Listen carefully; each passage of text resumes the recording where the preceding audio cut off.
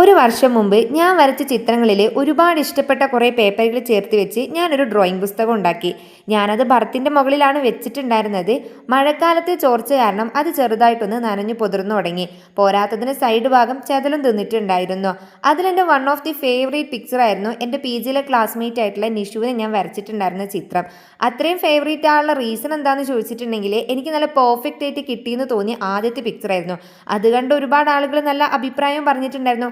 ആ പുസ്തകം തന്നെ നാശമായി പോയതിൽ എനിക്ക് ഒരുപാട് സങ്കടമായി. ആ ഒരു പൊതിർച്ച കാരണമായിരിക്കും പിക്ചറിൻ്റെ ക്ലാരിറ്റിയും ആ ഒരു പെൻസിലിൻ്റെ ഡ്രോയിങ്സ് ഒക്കെ ഒന്ന് മാഞ്ഞു തുടങ്ങിയിട്ടുണ്ടായിരുന്നു. ഞാൻ ജസ്റ്റ് ഒന്ന് പോളിഷ് ചെയ്ത് എടുക്കുന്നുണ്ട്. അപ്പോൾ അതിൻ്റെ ഒരു ഫൈനൽ ലുക്ക് എങ്ങനെ ഉണ്ട് എന്നുള്ളത് നിങ്ങളൊന്ന് നോക്കിയിട്ട് പറയും.